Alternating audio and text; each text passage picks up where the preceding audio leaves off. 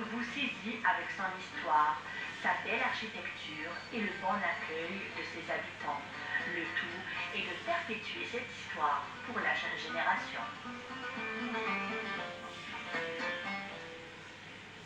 De retour sur notre plateau, c'est un sujet de Feria Chendé qui elle aussi est une amoureuse de la Casbah. Et nous sommes nombreux donc à aimer ce lieu et toute son histoire. Et on va rester toujours dans l'histoire et dans le tourisme. J'ai le plaisir de recevoir Céline Sabol. Bonjour. Bonjour, merci pour l'invitation. Et Aïchek, merci d'être là. Donc vous êtes archéologue de formation, vous êtes aussi guide accompagnateur et agréé donc de musées et de lieux touristiques. Guide de musées, sites historiques et archéologiques. Voilà, très bien. Donc il faut mettre le point sur oui, ça. il y a certaines spécificités dans le tourisme. Quand on parle guide touristique, on ne connaît pas, c'est quand vous prenez un médecin généraliste. Mais si vous dites, par exemple, un pédiatre, on sait que c'est médecin pour les enfants.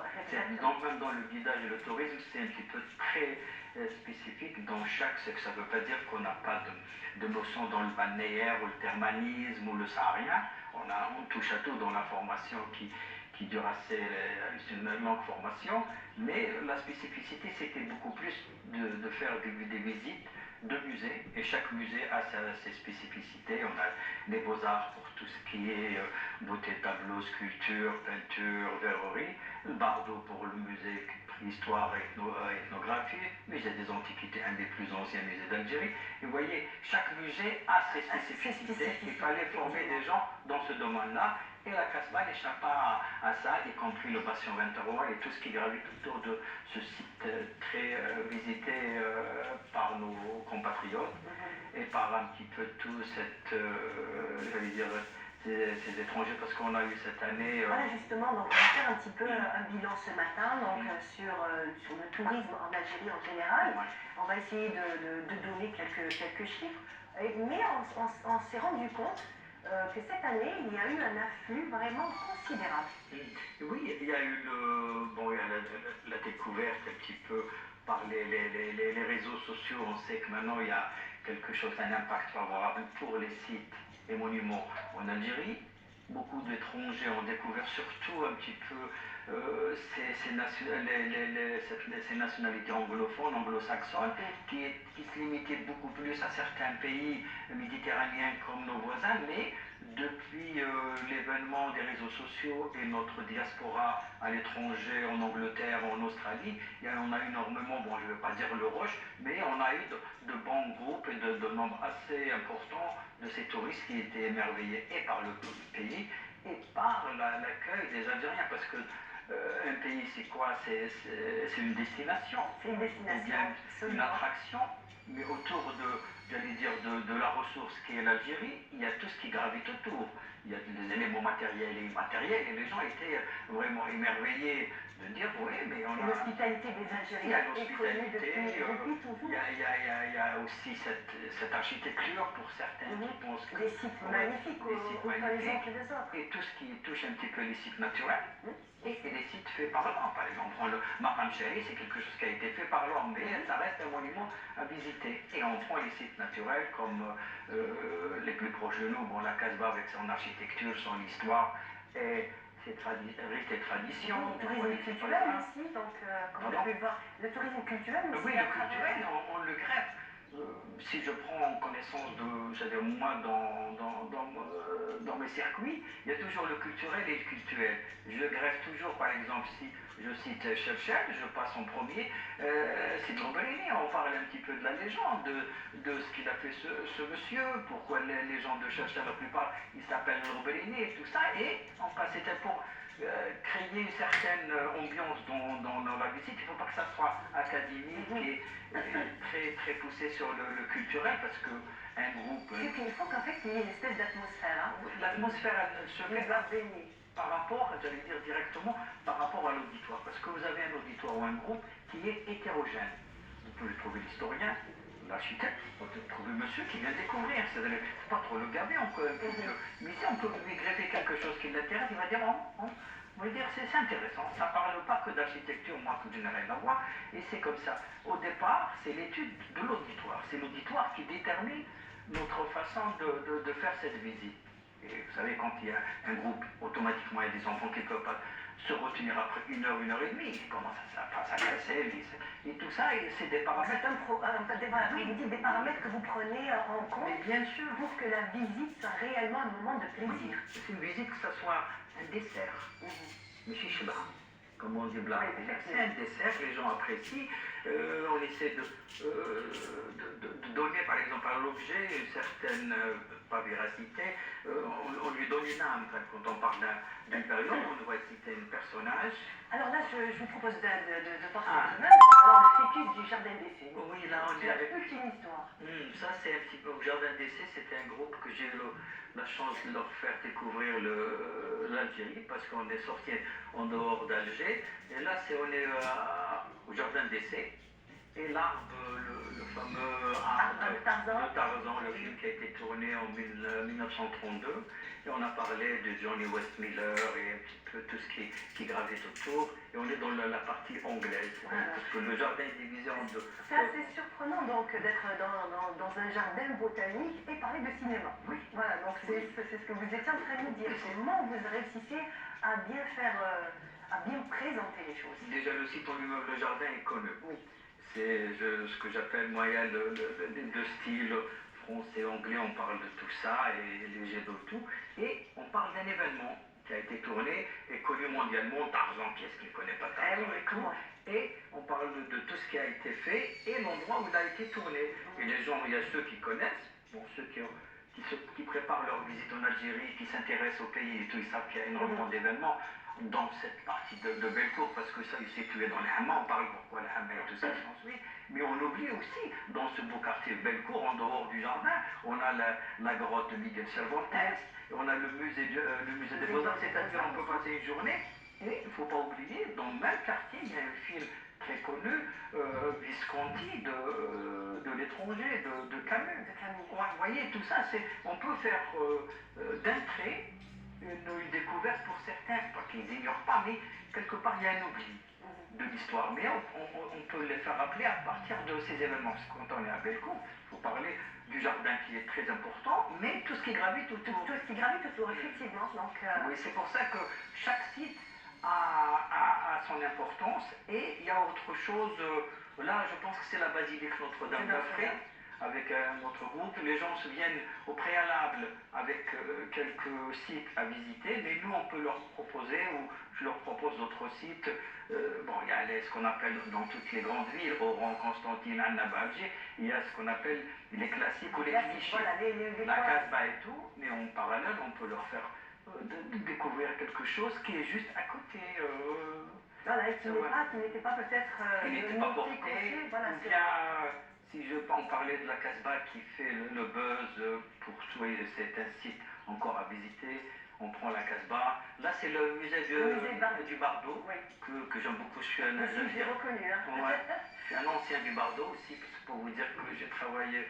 C'est un très bel endroit, c'est vraiment magnifique. Dans le Bardo, vous avez le contenant, vous avez le palais, et vous avez les connexions. Automatiquement, c'est aussi une journée où vous pouvez passer une matinée, 4 heures à l'aise, hein, pour les gens qui sont initiés, qui s'intéressent beaucoup plus à l'architecture et aux collections historiques. On peut même aussi, au niveau de l'architecture, aussi, oui, c'est pour ça que je dis que maintenant le tourisme, ce n'est plus ce qui se... Bon, le tourisme balnéaire, c'est l'été, j'allais dire, c'est cadré, c'est pendant les mois d'été et tout. Mais le tourisme en général, on a les 4 saisons, on peut faire des produits et beaucoup plus des sorties à thème. En parlant d'architecture, en parlant d'ethnographie, en parlant j'allais dire, de rites et traditions et tout ça, on peut les greffer dans un parcours touristique pour faire découvrir les merveilles d'une ville et parler un petit peu des spécificités de chaque région. Comme par exemple cette semaine, ces jours-ci, ça serait sympa d'être à Timimoun, puisque là, il va y avoir un événement magnifique. Oui, le toutes les régions du sud. Oui, toutes les grandes, un petit peu les villes du sud. Le fait, à leur manière, Timimoun, c'est-à-dire c'est la destination très prisée par les Algérois et les Algériens. C'est l'île pendant 7 jours, oui, c'est la tradition, c'est cette population. Ça fait rêver. Oui, cette population. Voilà, donc le Sboua de Timimoun. Là, par contre, c'est à Boussada. Ça paraît pas, mais c'est Boussaada. Boussaada, oui. Ça, bon, c'est un petit peu, c'était pendant l'automne, la fin de l'automne, début du printemps. On est habillé chaudement, mais c'est beaucoup plus. Parce que Boussaada, pour certains, c'est bon, la ville en elle-même, mais en dehors, Boussaada, c'est-à-dire vous avez les autres paysages. Vous avez la Palmeraie, vous avez les dunes, et on est à 3 heures de route d'Alger. Boussaada aussi organise un bon boulot. Oui, Boussaada, et c'est pas une exclusivité. Moi, cette année, je vais le fêter là-bas. Timimou, c'est agréable, mais quand on n'a pas le temps, il y a le coût aussi. On se rabat. Ça ne veut pas dire que c'est moins cher. Non, pas du tout, absolument. C'est agréable.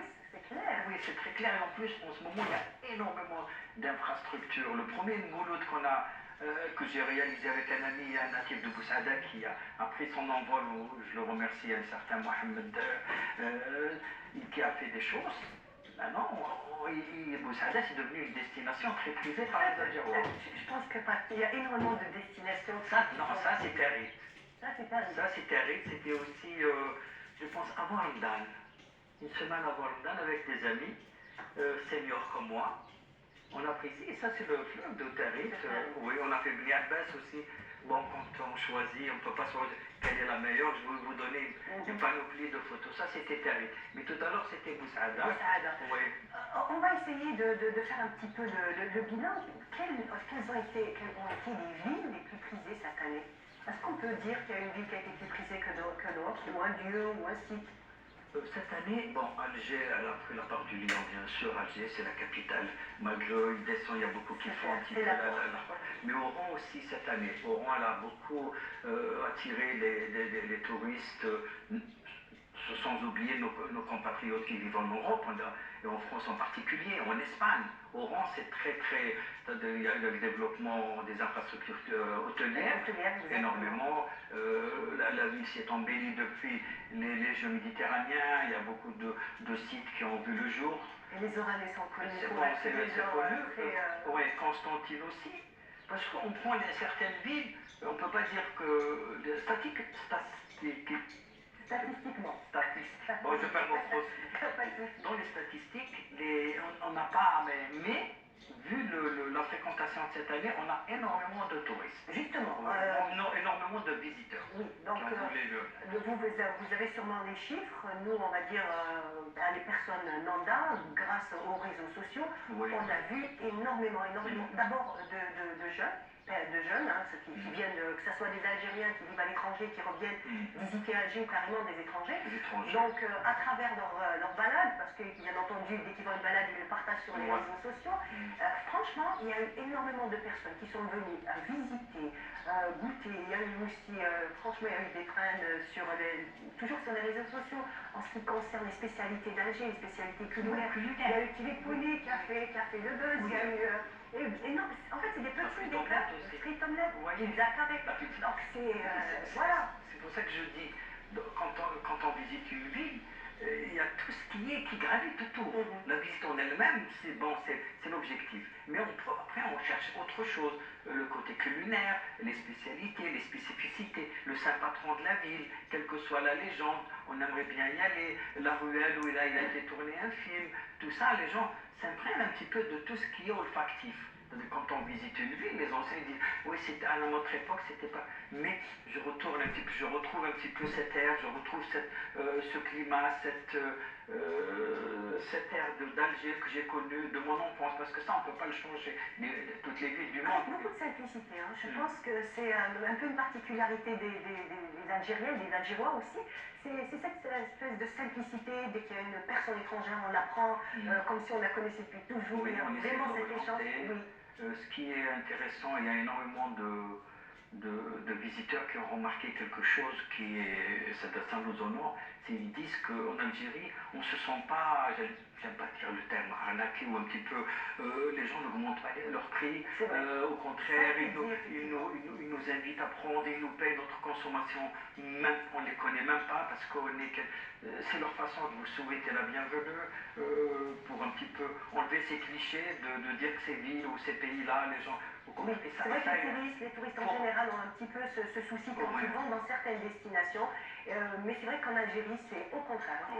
L'hospitalité, et il leur faut au moins ils restent un petit peu pour qu'ils commencent un petit peu à comprendre et que le système, il leur faut 2 ou 3 jours pour qu'ils comprennent que tout ce que ces gens sont en train de leur faire, il n'y a aucune idée derrière la tête. Au contraire, c'est leur façon, l'hospitalité. Il y a des gens qui me disent, mais écoutez, moi j'ai pas compris, on a pris des repas, il faut payer, on nous dit que c'était payé, mais on connaît ces personnes, pensaient que on nous attendra à la sortie. Oui, ils peuvent dire, non, il n'y a rien, et surtout quand il vous manque 50 centimes ou 50 dinars après. Tout ça parce qu'ils n'ont pas connu dans d'autres pays où le tourisme est la ressource première du pays ou de l'État pour au moins renflouer les caisses de l'État, la devise et tout. Ils ont vu que chez nous, le rapport de l'argent, c'est pas comme certains d'autres pays. Bien sûr, tout travail mérite salaire, mais pas au détriment de l'hospitalité algérienne. Non, elle pense, en fait, ça prime. L'hospitalité prime avant tout. Merci beaucoup. Merci à vous. Voilà, j'espère qu'on a un petit peu fait le tour. Hein. Encore, on aurait pu encore rester encore plus longtemps. Voilà, on verra peut-être que vous reviendrez, on parlera encore d'autres destinations, peut-être un peu moins connues, on va dire. Hein, oui, c'est vrai, c'est dépoussiérer un petit peu les régions qui englobent pas mal de vestiges et des curiosités qu'il faut un petit peu les mettre en avant. Très bien. Mais en tout cas, merci. Merci à vous, merci de l'invitation et je remercie tous les téléspectatrices et téléspectateurs de Canal Algérie. Bonjour Algérie. Merci beaucoup. Quant à nous, on continue.